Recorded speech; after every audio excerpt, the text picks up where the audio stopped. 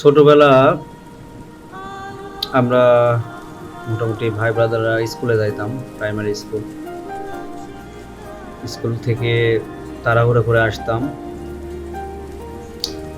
আম Mina cartoon হতো। কার্টুনে হাত ধোয়া শেখাইতো, তারপরে মেয়েদের পড়াশোনা করতে হবে। আ এসব কার্টুন হইতো আরকি। তারপরে আলিফ লায়লা হতো, হাতিম হইতো। তো তারপরে শুক্রবার করে সিনেমা হইতো, বাংলা সিনেমা বিটিভিতে। আমরা 90s এর যারা জন্ম নিছি, 90s কিড যারা বলে, 90s কিডদের আসলে এগুলো ছিল একেকটা নস্টালজিয়া। তো সময়গুলোকে এখনো মিস করি। যখন মিনার গান শুনি, আমি, বাবা, মায়ের ছোট্ট আদরের মেয়ে। তো এই গান শুনলেই আসলে ভিতরে একটা কেমন জানি স্যাদ করে ওঠে। এমন এক নস্টালজিয়া। ওই সময় ফোন ছিল না।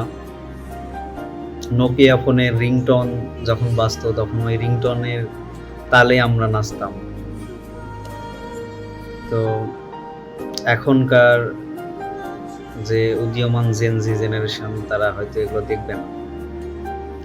তো আমরা 90s কিড যারা ছিলাম, আমরা তো 90s এর একদম শেষের দিকে। তো সবকিছুই আমরা পাইছি। বিকেলবেলা তাড়াহুড়ো করে আসতাম খেলার জন্য। মায়ের বকুনি, লুকিয়ে খেলতে যাওয়া, দুপুরে না ঘুমানো, মায়ের শাসন, পিটন। সেই সোনালি দিনগুলো আসলে জীবন থেকে হারিয়ে গেল, খুব খারাপ লাগে। তো আমি বলবো এই সময়ে যেমন শৈশব কোনো বাচ্চাদের থাকে, কোনো পিতামাতারই সেই শৈশব কেড়ে নেওয়ার কোনো অধিকার নাই।